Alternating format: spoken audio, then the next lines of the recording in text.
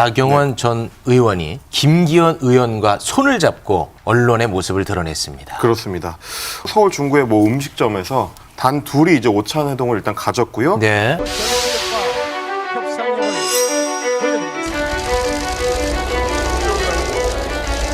총선 승리를 위해서 이 필요한 부분에 대한 역할을 하겠다.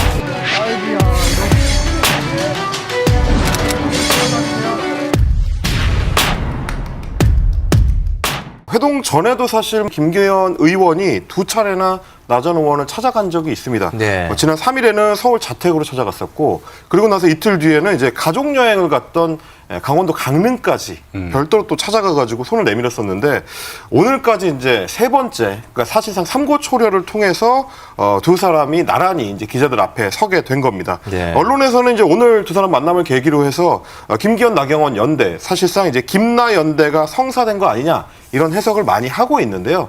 보통 이제 이 정치인들이 연대를 하는 자리라고 하면 좀 밝게 웃으면서 네. 두 손도 맞잡고 서로 이제 손을 들기도 하고 이렇게 할 것 같은데,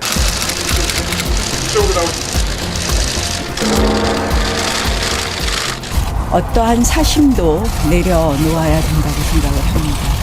오늘 많은 인식을 공유했습니다. 대표님께서 김기현 대표님께 지지를 선언한 것이라고 오늘 뭐 끝까지 하죠.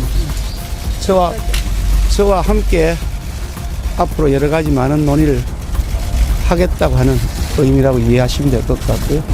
나 대표님께서는 그동안 전당대회에서 역할이 없을 것이라고 말씀하셨는데 또 총선 승리를 위해서 필요한 부분에 대한 역할을 하겠다, 이렇게 알아주시면 좋겠습니다. 이 정도 하시죠. 그 정도 하시죠. 예, 수고하셨습니다. 화면에서도 좀 보이지만요. 두 사람이 손을 맞잡기는 했는데 얼굴 표정도 좀 딱딱하게 굳어 있고 연대나 지지 이런 직접적인 표현들이 안 나왔거든요. 뭐 인식에 공감한다 이 정도 표현 정도 나왔는데 이 상황 어떻게 보고 계십니까? 우리가 손을 잡았다라고 하면 이게 상징적 표현이지 않습니까? 뭐 연대한다, 힘을 합친다인데 오늘은 그냥 진짜 손을 잡은 것 같아요. 손만 잡았다. 네. 쉐이크 핸즈. 네. 악수만 했다. 네. 그러니까 이게 좀 모양새가 네. 김기현 의원 표정도 이렇게 썩 밝지가 않은 그러네요. 것이 며칠 전까지만 해도 난리였지 않습니까? 그렇습니다. 근데 거기다가 다시 찾아가가지고 하는 모양새가 이게 썩 좋지 않다라는 네. 거를 왜 모르겠습니까? 네. 하지만 이제 되게 급한 상황이다 보니까 네. 이렇게 하는 건데 어떤 효과가 나올지 글쎄 김기현 의원 측에 생각할 때 이런 걸 겁니다. 어쨌든 같은 이제 한 식구, 오랫동안 있던 한 식구, 또 나경원 의원은 그 국민의힘에 오랫동안 있었던 상징성이 있으니까 네. 큰 대세론을 형성해 나가자. 네. 이런 기대 효과가 있을 것이고 만약에 부작용이 있다면은 해도 너무한 거 아니야? 뭐 엊그제까지 그랬다가 지금 정말 뭐 하기 싫다는 사람 억지로 끄집어낸 거 아니야? 라는 식의 역효과도 있을 수가 있는 것이고 이건 좀 봐야 되겠죠. 앞으로 어떨지. 며칠 전까지 나경원 전 의원을 향해서 전방위적으로 압력을 가하지 않았습니까? 그때 이제 그 비판을 했던 그런 분들은 지금 다 어디 계십니까? 핵심 한가운데 있던 인물이 이제 장제원 의원입니다. 친윤계 핵심이기도 한데, 그때 뭐라고 했냐면 나경원 전 의원을 향해서 제2의 유승민이 되지 마라. 반윤의 우두머리다라고까지 표현을 했었습니다. 오늘은 두 사람 만남에 대해서 이제 굉장히 환영할 일이다, 이렇게 또 축복을 했습니다. 아, 그랬습니까? 그렇습니다. 뭐 그러면 이제 두 가지를 연결을 해보면 반윤의 우두머리와의 회동이 환영할 만한 일이 되는 거기 때문에 이게 좀 어색한 장면이긴 합니다. 이렇게 이제 비난을 쏟아냈었던 친윤계가 이제는 좀 급하게 그 지지층이라도 좀 당겨 오려고 하는 거 아니냐, 네. 이런 시각들이 좀 많은 것 같습니다. 아니 근데 실장님, 이 뭐 정치적인 분석 이걸 다 떠나서 나경원 전 의원을 향해서 때리다가 이젠 도와달라고 그러고 이제 언론 앞에 서는 거, 이거는 좀 도의적으로 좀 나쁜 거잖아요. 아, 그런데 뭐 네. 정치라는 게 뭐 어제 저기 오늘의 동지가 되는 아, 그런 건 그렇습니까? 이상할 건 없는데 최소한의 이제 뭐 명분이라든지 모양새를 갖춘다 그런 말을 하잖아요. 그러니까 이제 그럼 사람들이 설득을 당하든지 아니면은 뭐 알면서도 속아주자라든지 이런데 그런 이게 이른바 빌드업 과정이 너무 약해 보였다. 시간도 너무 짧았고. 겉으로는 지금 두 사람이 손을 잡았으니까 그렇다면 이 나경원 의원에 대한 지지 성향들이 김기현 의원에게 그대로 옮겨갈 수 있을까요? 글쎄요. 아까 제가 말한 이제 명분과 이제 그림, 모양새가 아직까지는 이게 부족하다. 네. 예를 들어서 내일부터 뭔가 더 나온다면 네. 좀 모르겠어요. 뭐 사실 뭐 이런저런 활동을 하기로 했다라든지 나경원 의원이 뭔가 이제 발언을 한다든지 한다면 모르겠는데 그게 이제 쉽지가 않을 것 같은 느낌이 있는 거죠. 그러니까 처음엔 그런 생각 아니었겠습니까? 나경원 의원을 출마를 좀 주저앉을 때 그림은 이 지지층이 김기현 의원한테 고스란히 네. 넘어오면 안정적으로 우위를 달릴 수 있겠다라는 그림이었을 거예요, 아마. 네. 근데 이게 생각대로 안 되고 있는 거예요. 시간은 뭐 또 아직 많이 남아 있으니까. 예, 근데 지금 그 주저앉힐 때 그림은 그 그림인데 네. 예상과 다르니까 지금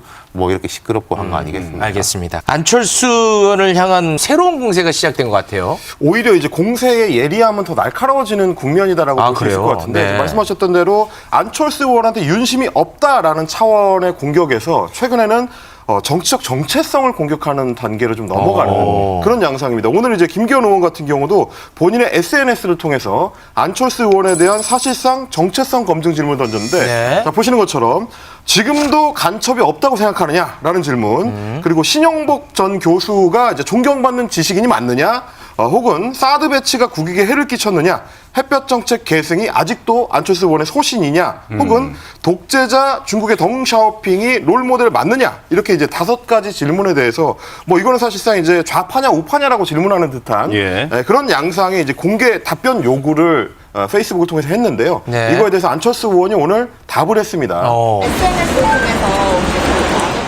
부지런하시네요. SNS까지 하실 시간이기 때문에.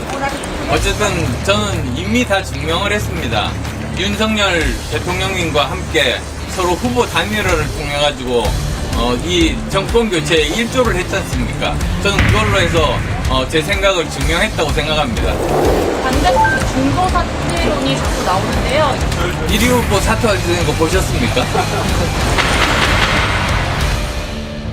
거의 만만해 하루 보이네요. 일정을 중단하면서 뭔가 이제 좀 재정비를 한 것 같아요. 그러니까 컨셉을 어떻게 가지고 갈 것이냐. 아까 말씀하신 대로 이런 공격이 들어올 때 제가 볼 때는 재정비를 잘 한 것 같아요. 저걸 가지고 뭐 등소평이 어쩌고 저쩌고 미주알 고주알 대답하는 것보다 나는 윤 대통령하고 단일화 한 사람이다. 라는 걸로 이제 끝을 내는 게 좋아 보이고 이게 먹히느냐 안 먹히냐인데 안철수 의원이 지금 강조하고 있는 것이 나는 확장성이 있다라는 거잖아요. 근데 그럼 김기현 의원은 나도 확장성이 있다가 아니라 너의 정체성은 무엇이냐. 네. 정통 보수 우파가 맞느냐. 네. 그게 좀 반대 방향이란 말이에요. 자, 우리가 정체성이 강한 사람을 뽑자라는 쪽으로 당심이 흘러갈 거냐. 아니면 이거 총선 이기려고 하면은 확장성이 중요한 거 아니야?로 흘러갈 거냐에 대한 그 판단들이 어떠할 것이냐. 안철수 의원은 확장성을 내 무기로 아마 끝까지 그걸로 갈 거예요. 확장성이 있기 때문에 대통령한테 힘이 된다라고 이야기했던 거잖아요. 나는 찐 친윤 아니지만은. 그럼 김기현 의원은 두 번째로 들고 나온 무기가 이제 정체성이라는 것인데 그 전략이 뭐 어떤 게 옳을지는 결과가 증명해 주겠죠. 네. 근데 1위 후보 사퇴하는 거 보셨습니까? 라고 했는데 유승민, 나경원 다 한때 1위 했던 후보들인데 다 사퇴를 했거든요. 이제 그러다 보니까 또 안철수 의원이 결국 완주할 거냐 하면서 철수 이야기 막 나오고 있는데 그건 어떻게 보십니까? 여기서 뭐 왜 철수를 해야 될지 그 명분과 이유가 없잖아요. 네. 그러니까 나경원 의원도 보십시오. 출마 선언을 안 했어요. 네, 맞습니다. 네. 유승민 의원도 본인이 안 한 것이고. 그렇습니다. 근데 네.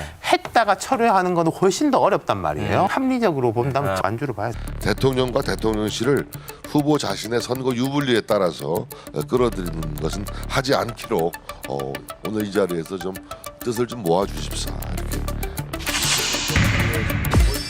이번 여당 지도부가 견인함으로써 대통령과 수시로 소통하면서 24시간 민심을 듣고 당심을 듣는 살아있는 정당을 만들고 윤석열 대통령님과 함께 후보 단일화를 통해서 정권 교체에 기여했습니다.